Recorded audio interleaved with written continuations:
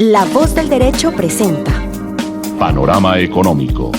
Los hechos, las cifras, las medidas oficiales, el sistema cambiario, monetario y crediticio. Dirige y conduce Luis Alberto Ávila.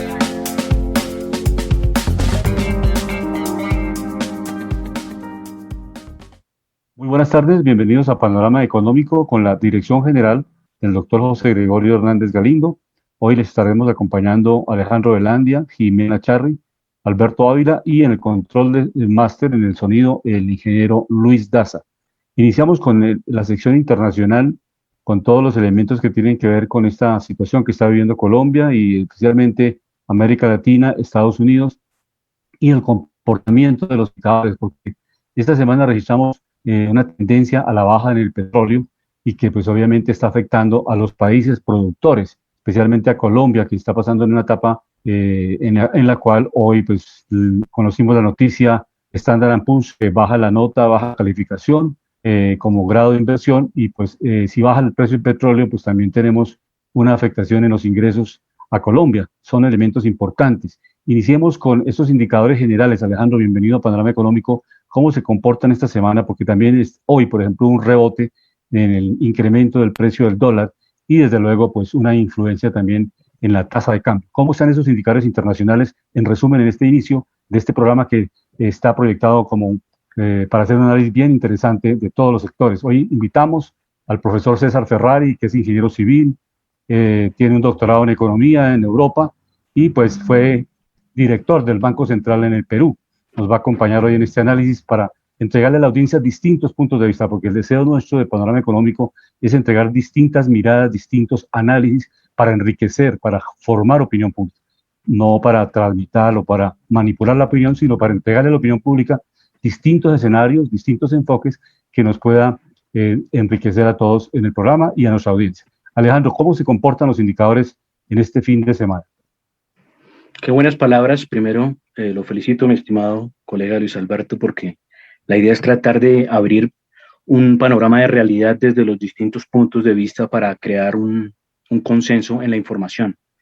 Muy buenas tardes a todos nuestros oyentes, a todo mi equipo, muy gustoso de tenerlos de nuevo, de contar con ustedes, a nuestro ingeniero de sonido, nuestro director general José Gregorio Hernández Galindo. Estamos hablando de volatilidades, de las crisis que estamos viviendo, sobre todo en Colombia. Estamos mirando materias primas, como lo comentaba mi estimado colega. Estamos cerrando hoy el crudo WTI negativo en el menos 2.49%. Esto datos en tiempo real.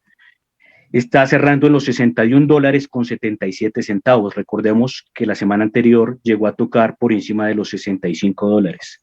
Entonces, obviamente, cada dólar que se baje el precio del crudo, obviamente afecta a nuestras finanzas públicas. ¿Y esto por qué? Pues porque el petróleo es gran componente de nuestras exportaciones y de los ingresos fiscales. Miramos en el caso del crudo Brent cerrando en los $64.97, este sí cerrando levemente positivo en el 0.06%. En el caso de materias primas refugio, vemos al oro cerrando hoy levemente negativo el 0.22%, cerrando en los $1.877 por onza. En el caso de la plata, cerrando en los $27.86, cerrando negativo el 0.59%. Hay una noticia importante que nos comentaba Luis Alberto con respecto a la baja de calificación de Standard & Poor's. Recordemos que en el mundo hay tres calificadoras que son las que más tienen renombre, que son Standard & Poor's, que son Fitch y Moody's. Estos no solo hacen análisis a nivel de países, sino también de empresas, de sectores. Son los que prácticamente revisan toda la economía y son como la voz del Papa en el sistema financiero. Lo que digan estos afecta el sistema, afecta las calificaciones, las tasas de interés, el crecimiento, la inversión. Y hoy en día, pues como todo es digital, pues un país se puede caer en mediodía, en una hora, ¿no? Es importante precisamente para los que escuchan este programa decirles que los temas del paro hay que saberlos manejar, hay que ordenar la opinión también, porque es que muchos no saben la estructura de lo que estamos viviendo, del por qué estamos viviendo y qué es lo que se debe hacer. Hablando de qué está pasando con respecto a la calificación, miramos el precio del dólar hoy con respecto a Colombia, moneda par Colombia-dólar. Estamos viendo que el dólar está hoy cerrando levemente al alza, el 0.10%, cerrando en los 3.718 pesos por cada dólar. Pues muchos no están mirando esto con gran nerviosismo porque si la noticia fuera tan catastrófica, pues el dólar ya estaría llegando cerca a los 4.000 pesos, ¿no? Pero hay un sentimiento en el mercado financiero que ya se esperaba lo de Standard & Poor's. Falta que se pronuncie Fitch y Moody's, y obviamente esto sí sería moñona. Entonces lo que hay que esperar es que obviamente las agencias de Colombia como el Ministerio de Hacienda, como las entidades gubernamentales se muevan rápido para precisamente generar algo que calme al mercado, para que no se genere un efecto sistémico ni un efecto dominó en la caída precisamente de los indicadores, porque obviamente donde esto llegue a avanzar, salen volando los capitales de Colombia. ¿Qué empieza a suceder? Las tasas de interés se disparan, el precio del dólar se dispara, las importaciones se siguen incrementando, esto adicional a que se puede disparar la inflación, no solo por el tema del paro, sino también por el nerviosismo en el mercado, por la estrategia de cobertura ante riesgo, bueno, en fin, el índice de volatilidad también. Estamos mirando a nivel internacional bolsas, recordemos la más importante del mundo, la bolsa de Nueva York, en su indicador industrial, el Dow Jones, está cerrando hoy positivo en los 0.55% y con una puntuación de los 34.084.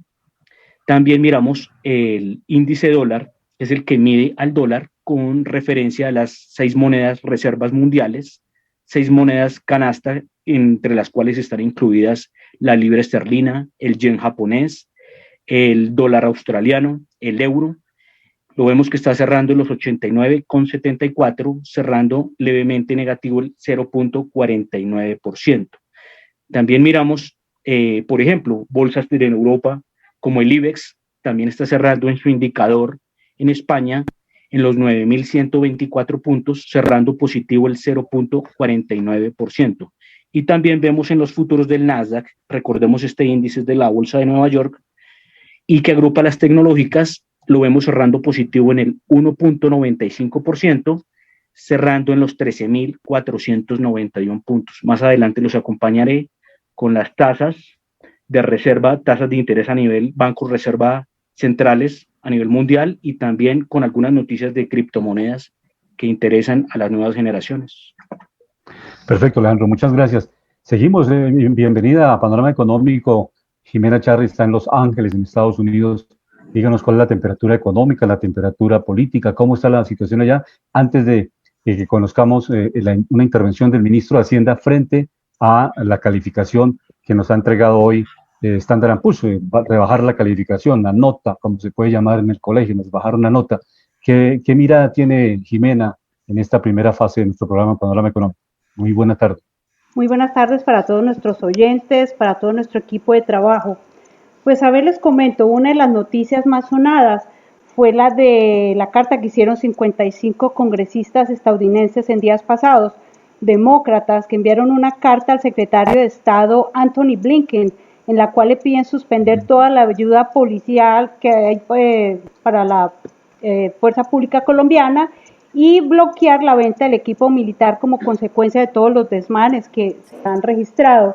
Asimismo, hace unos minutos también, la Organización de Derechos Humanos, Amnistía Internacional, hizo también un llamado urgente para que Estados Unidos deje de inmediato aprovisionar armas, vehículos, municiones o tecnologías, que estén siendo utilizadas durante el paro nacional y que estén relacionadas con violaciones a los derechos humanos. Y recordemos que la ayuda que hace Estados Unidos para Colombia es alrededor de millones de dólares, 461.775 millones, de los cuales 189 millones son para programas antinarcóticos y aplicación de la ley. ¿Qué va a pasar con estas ayudas en caso de que llegaran a aprobar que no se destinen para Colombia? Pues es una de las preguntas que se está haciendo todo el mundo actualmente. Eso es como... Gracias, Jimena. Sí. Bien interesante. Esta noticia también ha circulado en Colombia, la posición de los 55 congresistas, y ese es un panorama importante. ¿Por qué? Porque Colombia no está aislada del mundo y lo que pasa en Colombia se está transmitiendo en cuestión de segundos con las nuevas tecnologías, las redes sociales, en fin. esta decisión de los 55 congresistas de quitarle la ayuda a la Policía Nacional y no permitir que se le venda más armas a Colombia para que la policía la utilice y viole los derechos humanos es bien importante, porque es un campanazo de alerta al gobierno nacional de que no estamos solos, y como usted lo dice, Jimena, la Organización Internacional de Derechos Humanos pues también se ha pronunciado para decirle a Colombia que no se puede pasar la raya y que no pueden aquí realmente generar una tragedia nacional con pues la muerte de muchos estudiantes. Entonces yo creo que este elemento es fundamental. Los Estados Unidos, con esta nueva visión de la defensa de los derechos humanos y la política internacional del presidente Joe Biden, pues cambia de tajo lo que en otros gobiernos se venía practicando, o sea que no importaba, pues obviamente los medios, sino lo importante era cumplir el objetivo. En este caso sí importan los medios, o sea, no se puede utilizar armas letales, que lo ha dicho muy claramente estos 55 congresistas demócratas, para exportar armas a Colombia y con esas armas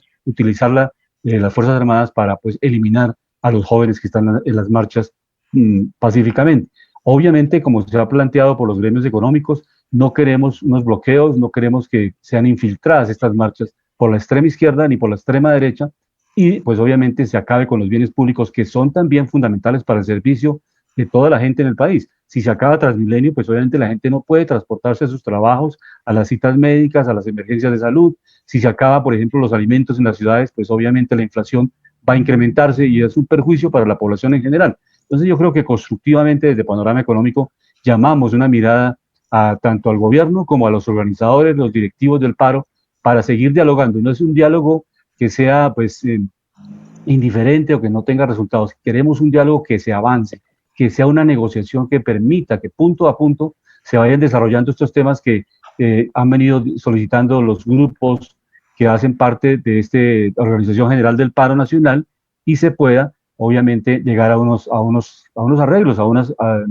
mejoramientos en cuanto a la calidad de vida. Específicamente hay dos avances importantes: la reforma tributaria, y que en las redes sociales se ha venido planteando que los culpables de que la reforma tributaria se cayó fueron los coordinadores del paro. Eso no es cierto. La reforma tributaria evidentemente tenía unos impuestos muy altos para la clase media y los sectores populares, y pues evidentemente en el Congreso de la República no pasó. Y la reforma a la salud, que también uno de los objetivos centrales es eliminar el sistema público de salud, pues obviamente también en el Congreso de la República no tuvo aceptación y fue archivada esta segunda.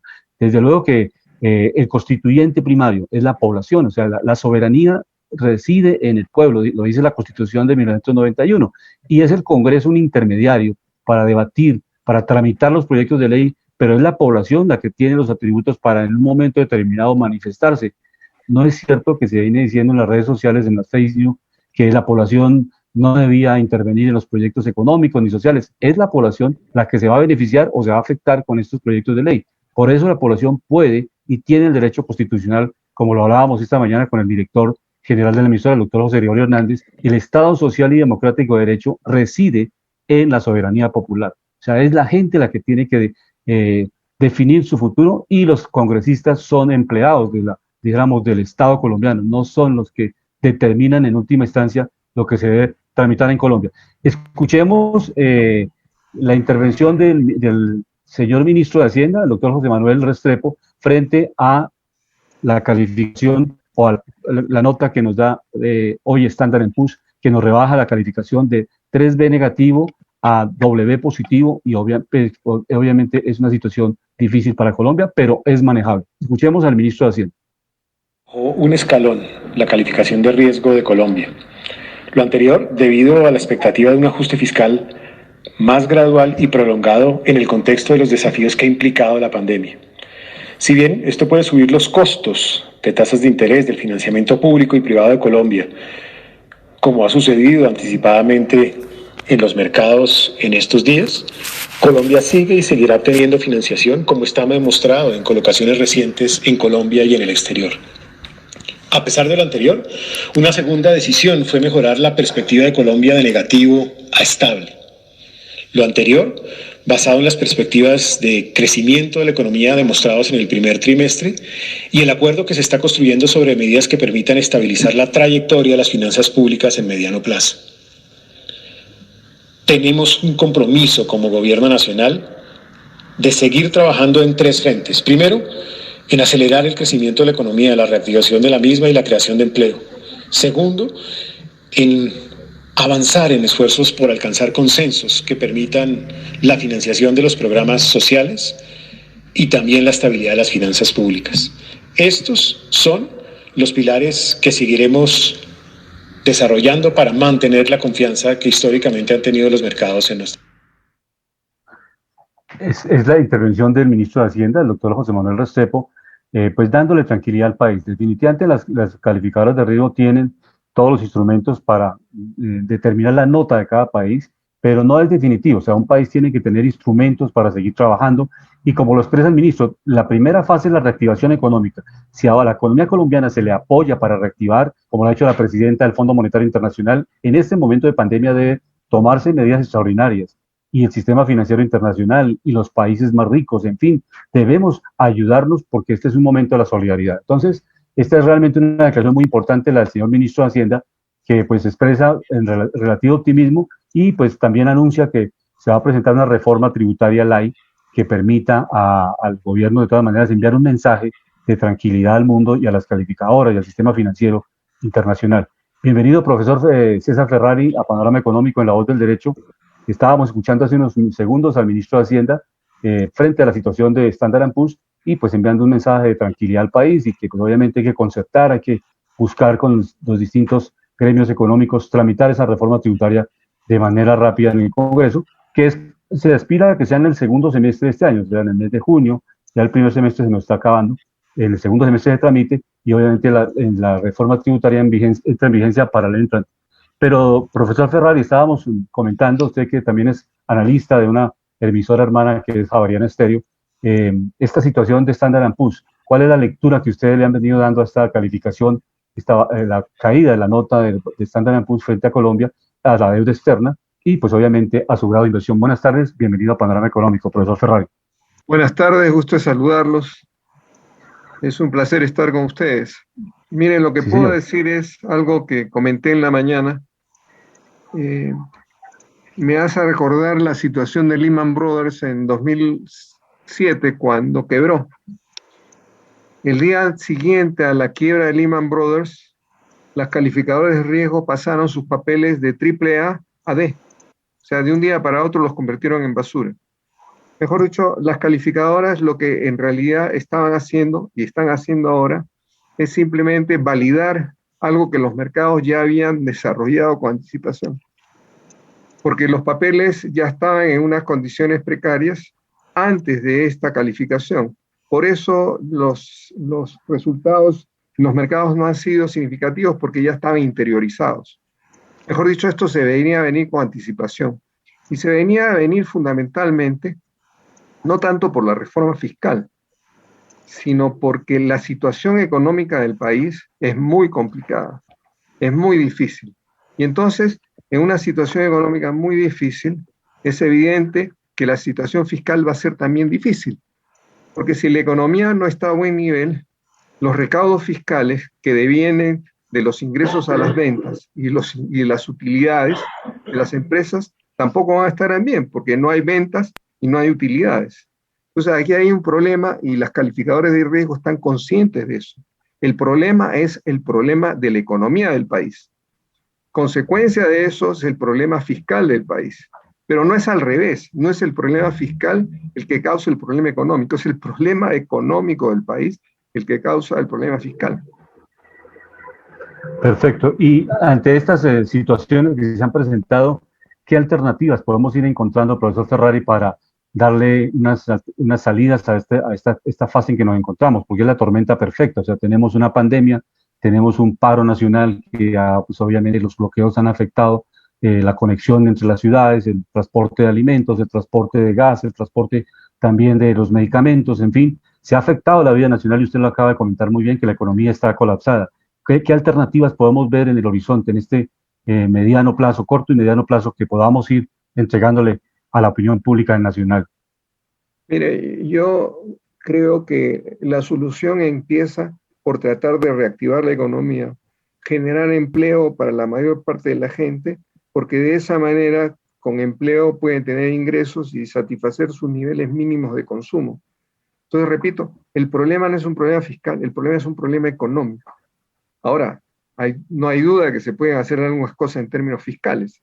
Yo pensaría que, por ejemplo, se pueden generar impuestos a las utilidades, no a las utilidades de las empresas, sino a los dividendos que reparten las empresas. Se puede poner impuestos a los patrimonios, no de las empresas, sino de las personas naturales. De tal manera que podríamos pensar en términos de una mayor recaudación tributaria. Mira, te doy un dato. En los países miembros de la OCDE, el promedio de la recaudación tributaria proveniente del impuesto a la renta representa el 24% de la recaudación total. En Colombia representa el 6%. ¿Y qué cosa quiere decir esto? Como los que pagan impuesto a la renta son las personas de mayores ingresos, quiere decir que lo que pagan las personas de mayores ingresos en Colombia es un nivel muy reducido frente a la media de la OCDE. Entonces ahí hay espacio para unos mayores impuestos a las personas naturales sobre sus rentas de capital, fundamentalmente, y sobre su patrimonio. Y estoy hablando de personas mucho más elevadas. Pero el problema de la reactivación lo pongo de esta manera. Mira, hay una situación en la que nos encontramos ahora donde las empresas no venden. Y las empresas, si no venden, pues no producen, y si no producen, no contratan gente. Y si no contratan gente, no pagan salarios. Y si no pagan salarios, pues los asalariados no tienen ingresos. Y si no tienen ingresos, no tienen consumo. Y si no tienen consumo, pues las empresas no venden. Ese es un círculo vicioso. Entonces, la única manera de romper ese círculo vicioso es a través del gasto público, que en realidad es el único elemento exógeno en la economía, porque es consecuencia de una decisión política, porque se puede romper ese círculo vicioso. Y cuando estoy hablando de gasto público, estoy hablando fundamentalmente de proyectos, de obras, de inversiones. ¿Por qué? Porque hay dos maneras de expandir el gasto público. Uno es a través de subsidios y otra es a través de obras públicas que generen empleo. Pero es mucho mejor generar empleo que dar subsidios a la gente.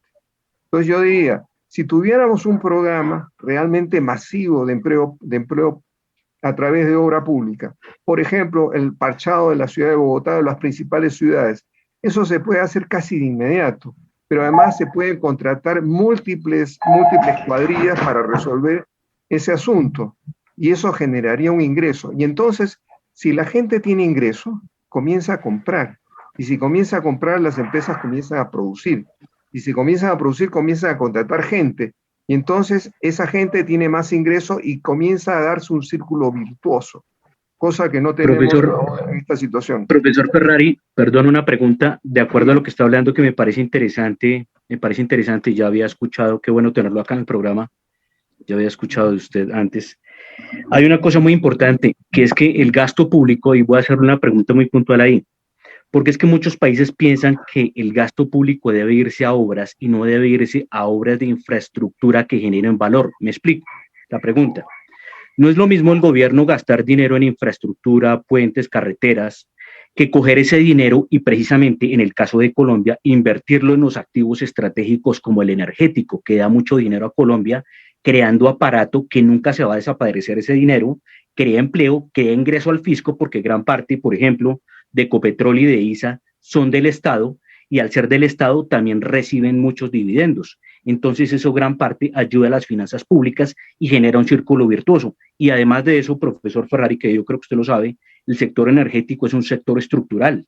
No por nada se forman guerras a nivel global por el sector energético. No solo da poder económico, sino también da poder global. Entonces, ¿por qué no decir a los políticos que en cambio de generar asistencialismo, que es un dinero que se desaparece en el mercado, que crea deuda, ¿por qué no se invierte este dinero precisamente en esa infraestructura que nunca se va a acabar, nunca se va a ir en terceros en el mercado, sino se va a crear un aparato más productivo y una generación precisamente como una holding de diferentes sectores de energía, teniendo el Estado gran participación de esto? Por ejemplo, un gran ejemplo nos los puede dar de esto Noruega, que creó a través de los impuestos bien manejados y a través de las regalías de las materias primas y de la composición accionaria que tenían estas empresas, de crear un fondo, y en ese fondo seguía reinvirtiendo en activo estratégico. Y así se puede pensar en sostenibilidad económica, en asistencialismo, pero precisamente con un aparato productivo. Porque es que mire que en estas épocas tan críticas que estamos, salen los de izquierda a decir una cantidad de cosas que obviamente si no tienen sustento y no tienen raíz, pues esto no da viabilidad. Entonces, de acuerdo a estas cosas que yo le comento, ¿usted qué analiza, qué opina y cuál es la visión que tiene que tener el país también en el ejemplo del Estado de reducir el gasto y el costo? Porque un país que tenga déficit permanente durante muchos años y no controle el monto y el volumen con el cual tiene que funcionar en los dineros, pues no va a ser próspero, ¿no? O sea, las matemáticas tienen que cuadrar. ¿Qué opina usted de esto? Mira, Alejandro, lo que pasa es que hay tiempos de tiempos. El problema en este momento es un problema de empleo y de ingreso de gente que no tiene nada. Y eso es un poco lo que está detonando la protesta popular. Entonces, si tú le generas empleo y le das ingreso a través de ese empleo, tú resuelves el primer problema acucioso que tenemos en este momento, que es el problema de la protesta popular. Ahora, sin duda hay dos tipos de obras. La obra que genera infraestructura y la obra que genera, como tú decías, grandes proyectos energéticos. Pero ahí el problema es cuál es lo que realmente debemos hacer ahora. No digo que no se deba hacer, el problema es ahora.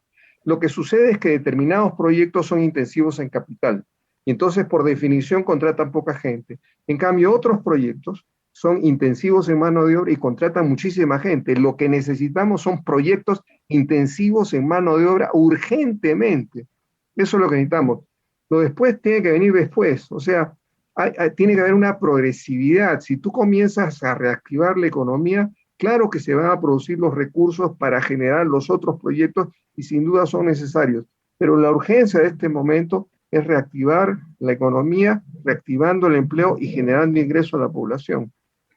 María Jimena, tú querías decir algo hace rato. Sí, muy buenas tardes, doctor César Ferrari. Quería preguntarle lo siguiente.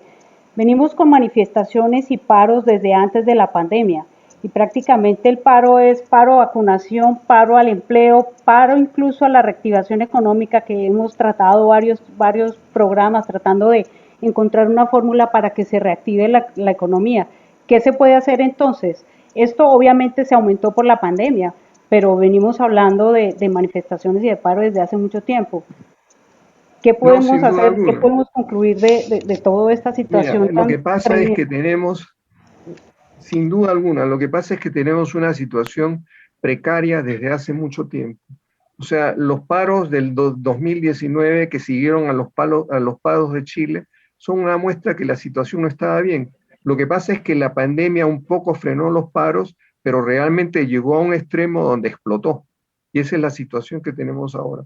Pero sigo pensando que hay varias cosas que hacer. Y la primera de ellos es generar empleo en los términos que estoy diciendo, y empleo urgente, ya, ahora. Es de necesidad, porque esa es la manera de generar algún tipo de tranquilidad a la gente. Y por supuesto, tenemos una situación precaria en términos tributarios. La estructura tributaria del país descansa fundamentalmente en impuestos indirectos, no descansa en impuestos directos.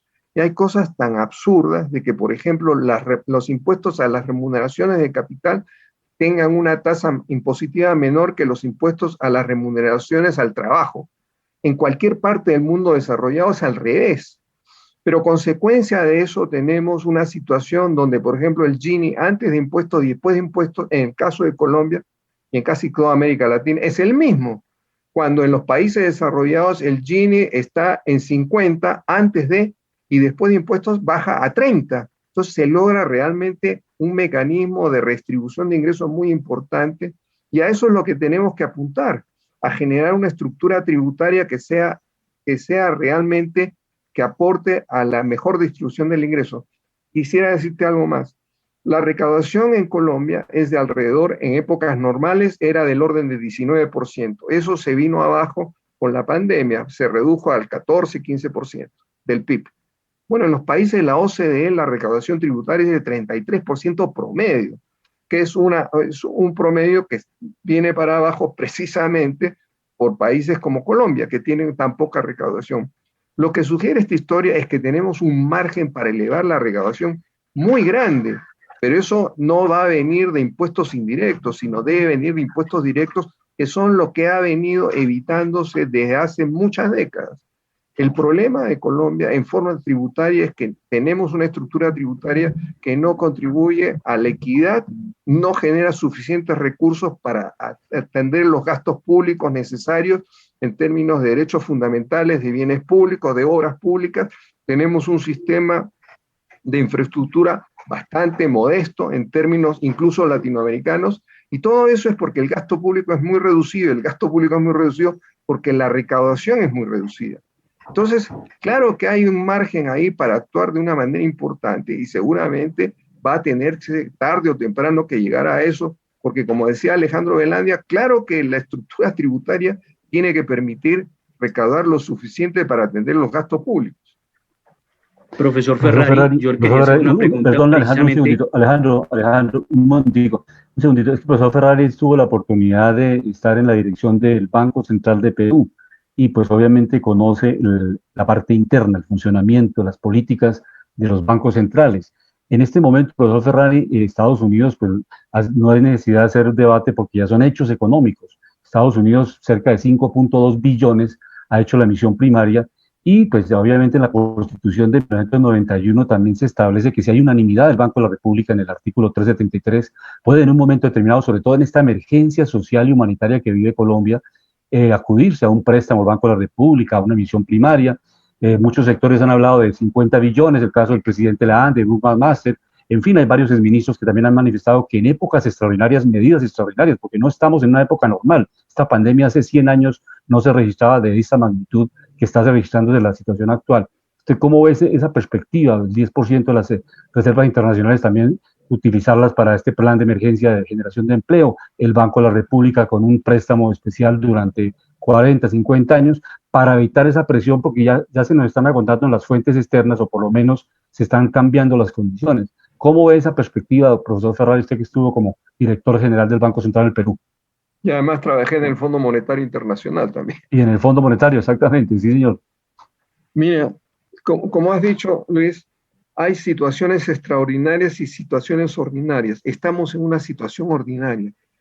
Y el primer esfuerzo tiene que ser en recuperar la economía para recuperar las finanzas públicas, pero si no hacemos la recuperación de la economía, simplemente no lo vamos a lograr. Eso no cabe duda. Ahora, ¿cómo se financia ese mayor gasto público? Es un poco la pregunta. Mayor gasto público en un programa masivo de infraestructura, que sea abundante en mano de obra, porque esa es la urgencia actualmente. Pues miren, el presidente Biden acaba de lanzar un programa por 1.9 millones de dólares, la mitad del presupuesto de los Estados Unidos, y eso lo está financiando con deuda, y fundamentalmente con deuda del Banco Central, de la Reserva Federal. El 60% de la deuda del Tesoro americano está en manos del Banco Central de los Estados Unidos, y ahí no hay ningún problema en que eso ocurra. Ahora, es evidente que no puede ser un préstamo a tontas y a locas, ni simplemente de una manera ilimitada, sino tiene que ser de acuerdo a las necesidades que vayan aclarándose. Un programa, espero que no tome mucho tiempo, pero es un programa que seguramente va a ir creciendo en necesidades, y por lo tanto su financiamiento va a ir creciendo en necesidades. Y yo estoy seguro que si la economía se recupera en 4 o 5 años, o tal vez más, uno podría devolver ese crédito al Banco Central como se devuelve en cualquier otro crédito, a cualquier otro prestamista.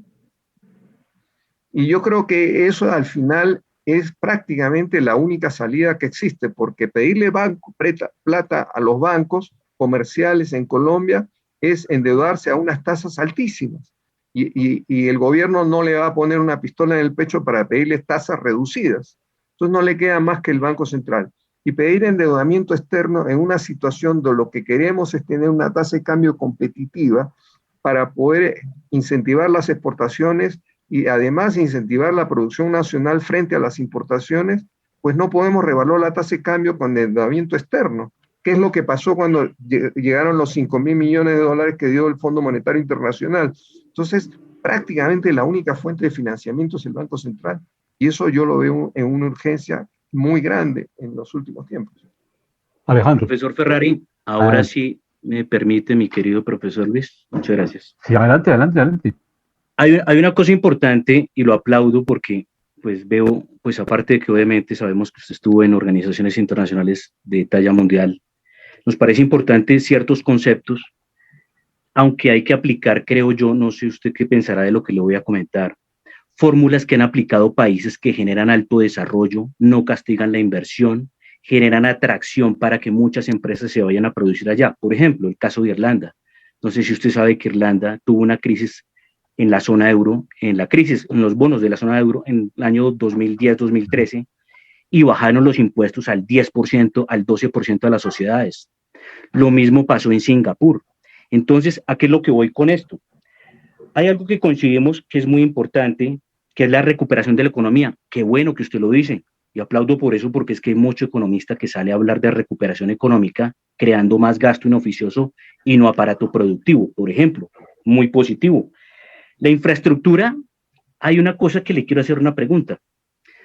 Lo que usted dice, claro, empleo de choque, estamos de acuerdo, pero ¿por qué en cambio de hacer infraestructura donde se pierde el dinero y no genera valor de largo plazo, se genera, por ejemplo, le voy a poner un ejemplo, que se construyan más refinerías en Colombia de petróleo para que vendamos no petróleo, sino producto con valor agregado?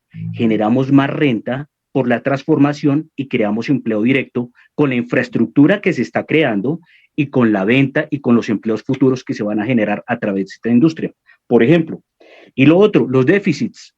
Nosotros desde la Constitución en Colombia, desde el 90, la mayoría de los años llevamos con déficits perpetuos. Se sabe por historia, a menos de que sea un país como Estados Unidos, que goza de estar emitiendo dinero y que tiene el respaldo por ser una moneda de transabilidad global y de reserva global, son los únicos que se pueden dar ese lujo. Nosotros no podemos llegar a estos puntos porque nuestra moneda no es reserva mundial, ni tiene ese poder, ni esa fuerza, ni fortaleza. Entonces, usted no cree precisamente lo que está hablando, maravilloso, el aparato productivo hay que reactivarlo, pero hay que hacer una revisión del gasto con el dinero de los impuestos. Usted mira, por ejemplo, caso de Irlanda, caso de Grecia, Alemania, que les dijo, si ustedes no bajan esas megapensiones que se pagan con los dineros de los impuestos, y si usted no bajan esos megasueldos que tienen los servidores públicos, no los seguimos financiando. Y esto es lo que realmente necesita saber la gente. ¿Por qué? Porque un Estado con unos costos elevados de funcionamiento no puede salir adelante porque le quita competitividad al sector productivo por el tema de impuesto. Y hay algo que aplaudo de lo que usted dijo también, que lo dicen muchos economistas de mercado. Hay que atraer inversión y volver al productor, incentivarlo para que compita con costos y no solo con ciencia y tecnología, sino que también cuando salga a competir contra los productos chinos, europeos o norteamericanos tenga la ventaja comparativa de costo financiero. No sé usted qué idea nos puede dar con respecto a este análisis. Bueno, ahí hay muchas afirmaciones. Y entonces, ¿por dónde empezar? Mira, los precios mundiales del petróleo van a tener una tendencia declinante y probablemente comiencen a desaparecer su demanda en la próxima década. ¿Por qué? Porque el cambio climático está realmente cambiando la fuente de energía. Pasamos de los combustibles fósiles a otro tipo de energías, como puede ser la energía hidroeléctrica, la eólica, la solar. Entonces, no me parecería atinado invertir en infraestructura para hacer refinerías cuando el tipo de petróleo que existe en Colombia es un petróleo pesado y probablemente es el primero que va a salir de la demanda mundial. Te puedo dar una información. El 30% de la producción petrolera mundial tiene un costo de producción de $10 barril y el 40% tiene un costo de producción de $15 barril. Ningún petróleo que nosotros producimos tiene ese nivel de costos, lo cual indica que si la demanda se cae de esa manera, simplemente no va a haber ninguna demanda para ese petróleo, que es lo mismo que ya está pasando con las carboníferas. Las empresas carboníferas están cerrando por una razón sencilla: la demanda mundial de carbón está desapareciendo. Está desapareciendo porque las centrales térmicas en Europa están cerrando todas ellas por la misma razón, por el hecho de tratar de disminuir la dependencia de combustibles fósiles y pasar a depender de combustibles limpios, por decirlo de alguna manera. Esa es una primera cuestión. Mira, Noruega fue un caso muy exitoso de manejar su abundancia de petróleo. Y te puedo contar la historia completa. En la década de los 70, Noruega se inundó de dólares producto de las exportaciones de petróleo y de gas del Mar del Norte. Y entonces eso produjo una enorme revaluación cambiaria. Pero los noruegos, que fueron unas personas muy sensatas, muy racionales, decidieron separar una parte importante de esos ingresos petroleros, los que provenían de las regalías y los impuestos, y con eso generaron lo que llamaron en primer lugar el fondo petrolero. Y luego ese fondo petrolero lo convirtieron en el fondo de pensiones.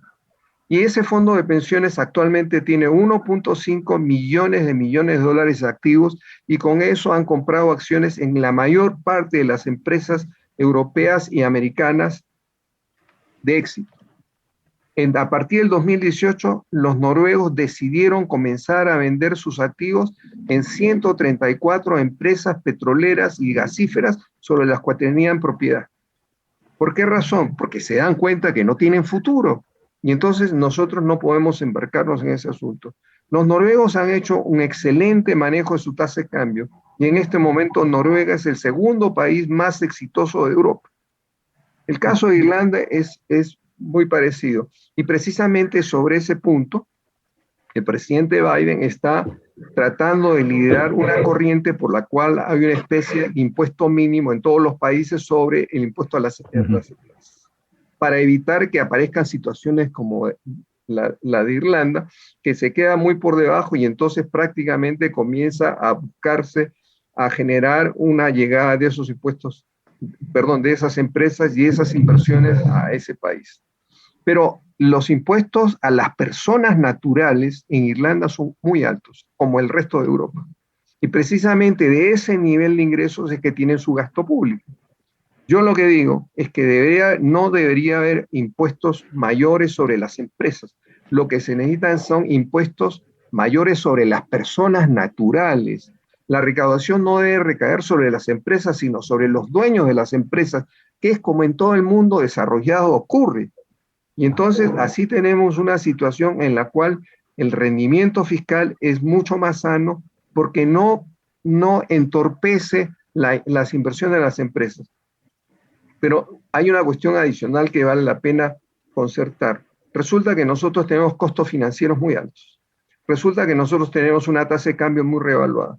Resulta que nuestro nivel de productividad es muy bajo. Y entonces, en esas condiciones, con una tasa de cambio revaluada, con unos costos financieros muy altos y con una productividad muy baja, es casi imposible que podamos competir con los chinos en los mercados de Nueva York. Los chinos siempre van a poder construir un polo mucho más barato que los colombianos, porque los colombianos tienen tasas de interés más altas y tienen tasas de cambio más revaluadas. Entonces, si queremos volver competitivas a las empresas, tenemos que resolver el problema de las ineficiencias bancarias y el problema de la ineficiencia de la tasa de cambio. Eso es crucial para resolver el problema de la competitividad. Profesor Ferrari, menos mal que está haciendo un análisis de esto, pero él le quería preguntar algo. ¿Por qué castigar? Porque es que hay que tener, creo yo, o sea, el que tiene conocimiento del tema de mercados a nivel global sabe, es que el premiado y el beneficiado es el que siempre se acostumbra a manejar sus finanzas con orden. Eso para el caso personal, para el caso de una empresa y para el caso de una nación. Porque es que hay países, por ejemplo, si usted mira el norte de Europa, es muy juicioso manejando sus finanzas públicas. El sur de Europa es muy desjuiciado manejando sus finanzas públicas. Precisamente por eso pone el ejemplo. Angela Merkel, para salvar a muchos países en la crisis de los bonos de deuda en Europa, les dijo, ustedes tienen que ajustar el gasto fiscal y esos sueldos tan desproporcionados de ciertos servidores públicos y ciertas megapensiones. ¿Por qué? Porque el sistema no se vuelve viable. Mire, por ejemplo, yo creo que usted sabe que en Alemania, en parte de Europa y en Estados Unidos, las pensiones no superan los $2.000, $2.500, ¿sí? En Colombia, por ejemplo, tenemos pensiones de servidores públicos que van por encima de los 20, 30 y más millones de pesos con los dineros públicos. Eso sumado a una cantidad de prebendas que precisamente generan un bulto fiscal y que es inoperante, es ineficiente. Entonces, ¿qué es lo que miran los inversionistas a nivel global también? ¿Cómo manejan sus finanzas para poder ir a invertir? Usted mismo hablaba de Irlanda, cuando yo le puse el tema y me parece interesante, porque a ellos les tocó hacer un reajuste y ellos generaron mucha atracción de inversión. Gracias a eso, Irlanda tiene uno de los mejores niveles de vida en este momento y también tiene muchas empresas no de afuera, sino que fueron exitosas adentro, como el caso de Ryanair. Yo creo que usted sabe que eso es un éxito a nivel global de copiar. Entonces, profesor, le quería preguntar, ¿usted no cree que es importante? Y hablando precisamente de lo de Ecopetrol, usted tiene razón, pero lo que quería ir más de fondo ahí es que precisamente es crear ese dinero para crear más salas de energía renovable, energías de otro tipo y coger esos dineros y que no se desaparezcan en el mercado como deuda asistencial, sino en un aparato productivo que ya le va a generar dinero a la nación durante este año, el próximo y durante muchas décadas. O sea, es darle como la oportunidad a esos activos de estructura que generan valor, como lo hizo Noruega, a que nos generen un sistema sostenible, que precisamente nos van a hacer que los ingresos sean mayores a los egresos. Muy bien, Alejandro. Siga, profesor Ferrari. No, bueno, lo que puedo decir sobre eso es que sin duda lo que se necesita es una estructura tributaria que recaude lo suficiente para la necesidad de los gastos del país. Y como decía anteriormente, lo que se está recaudando es muy reducido. Y claro que ahí hay un margen grande. Y insisto, no se trata de penalizar a las empresas, sino en realidad la carga tributaria debe de caer sobre las personas. Y eso es muy importante. Ahora, déjame decir algo más. Mira, es un ensueño de que los países se desarrollan a punta de inversión extranjera. Eso no existe en ninguna parte del mundo. Lo que se desarrolla el país es a partir de inversiones que se financian con su propio ahorro doméstico. Lo que sucede es que la tasa de ahorro en un país como Colombia es menor del 20% del PIB y su tasa de inversión consecuentemente es del orden de tal vez un poquito mayor porque recibe inversión extranjera directa y entonces llega a 23% por decir una. Mira, los asiáticos tienen una tasa de inversión del orden de 40-50% del PIB y una tasa de ahorro de 40 o 50% del PIB y no dependen de inversión extranjera. Y no es que no reciban inversión extranjera, lo que pasa es que ellos exportan capital neto. Y entonces, si bien reciben inversión extranjera, invierten también en otras partes del mundo. Pero en concreto es que la tasa de ahorro es muy alta y la tasa de inversión es muy alta y por lo tanto tienen posibilidad de hacer expansiones de capital muy aceleradas y eso permite que la economía crezca muy rápidamente. Aquí tenemos un problema muy serio. Y el problema muy serio de tener una tasa de ahorro tan reducida es que genera una tasa de inversión tan reducida. Pero eso es consecuencia de tener una tasa de consumo tan alta. Resulta que en el año 2019, y estas son cifras que digo de memoria y son tomadas del Banco Mundial, la tasa de consumo respecto al PIB en Colombia es 83.3% del PIB.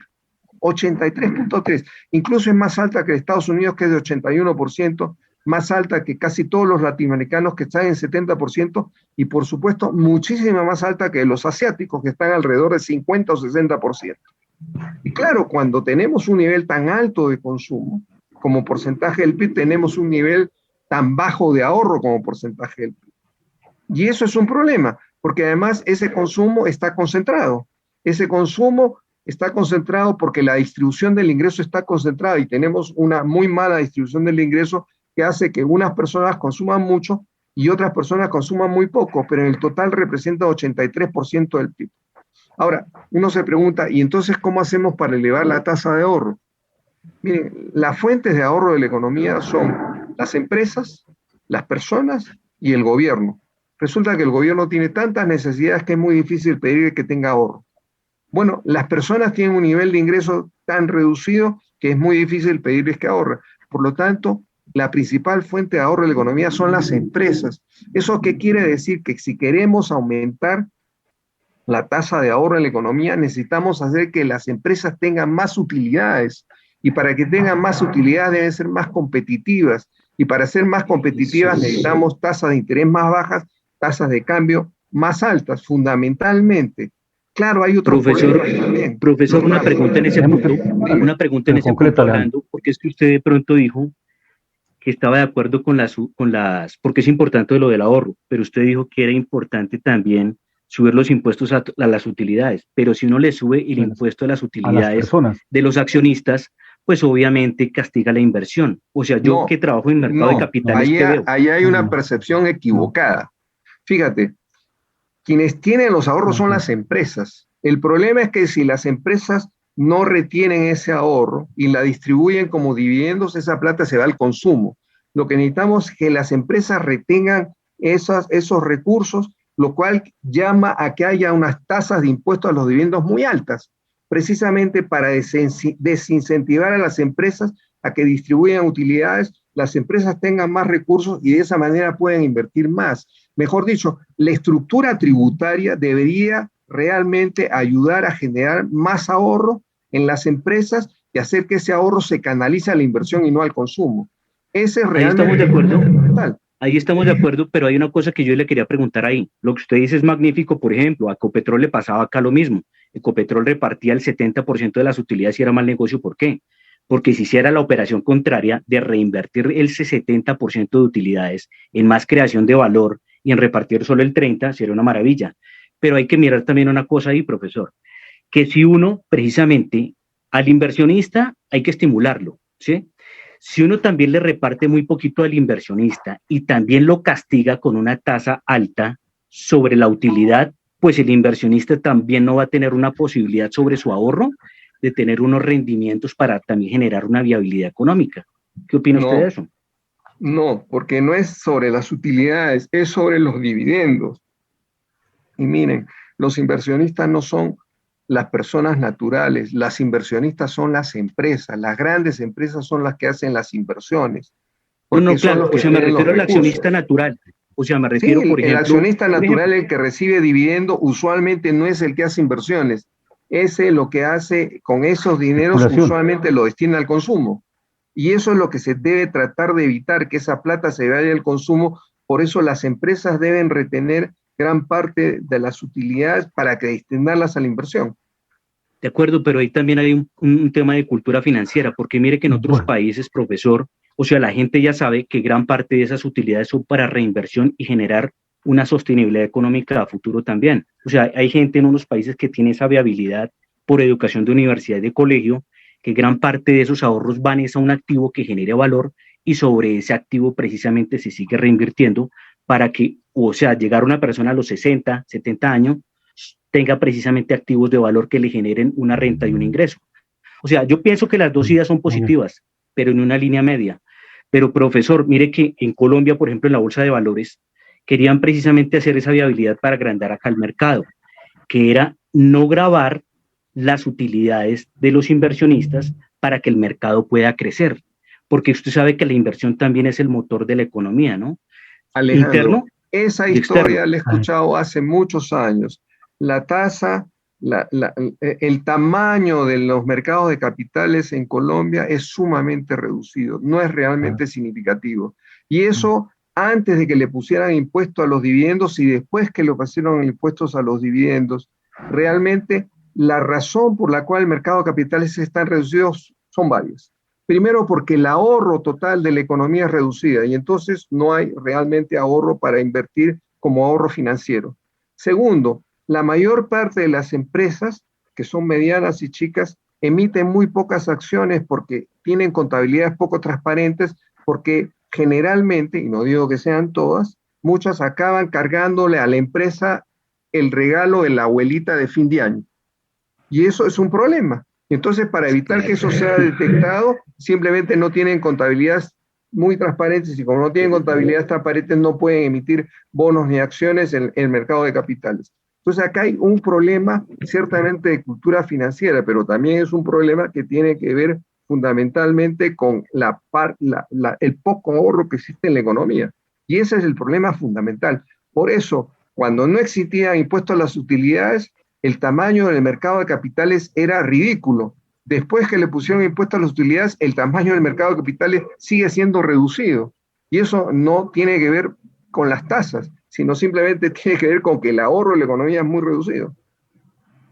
Profesor Ferrari, para ya cerrar el programa, qué interesante, esta posibilidad de que las otras calificadoras de riesgo, Moody's y Fitch, también bajen la nota a Colombia, ¿en qué posición nos deja? Ya cerrando este programa, nos quedan 2 minutos de panorama económico, que ha sido muy interesante este diálogo que hemos realizado hoy con Jimena, con Alejandro. El profesor Ferrari, ¿cómo se ve esa perspectiva, profesor Ferrari? ¿Se cierra totalmente estas tres calificadores con la nota hacia la baja, en cómo queda el país. Es muy probable que las otras dos calificadores sigan lo que ha hecho la primera. Y en realidad lo que están haciendo, lo que les dije al principio, lo que están haciendo es simplemente validar una situación que ya está ocurriendo en los mercados de hecho. Y eso solamente se va a resolver cuando la economía se recupere, se reactive, y de tal manera ahí se pueda reactivar la actividad, la actividad del Estado, perdón, de ahí se puede reactivar las finanzas públicas. El problema es eso, el problema es reactivar la economía y luego vendrá la reactivación fiscal, no es al revés. Perfecto, es una conclusión bien interesante. Es el reto de poner la economía en nueva dinámica para poder tener ingresos, porque el Estado vive de eso, las empresas, que es algo que hemos comentado en nuestros programas. Y en Venezuela las empresas se liquidaron, se nacionalizaron, pues no producen ni bienes ni servicios, ni impuestos, ni empleo, que fue la gran torpeza del socialismo utópico del siglo XXI, que lo hemos comentado en varios programas. Profesor Ferrari, muchas gracias y ojalá tengamos la oportunidad de volvernos a encontrar acá en Panorama Económico y que la pandemia algún día nos deje encontrar personalmente para saludarlos. Muchas gracias a ustedes, ha sido un placer estar con María, con Alejandro, con Luis, y será hasta otra oportunidad. Y como siempre, en el Control Master, el ingeniero de sonido Luis Daza, Jimena Charri, Alejandro Velandia y Alberto Ávila en la dirección. Muy amables y muy buena tarde para todas y para todos. La Voz del Derecho presentó Panorama Económico. Los hechos, las cifras, las medidas oficiales, el sistema cambiario, monetario y crediticio. Dirige y conduce Luis Alberto Ávila.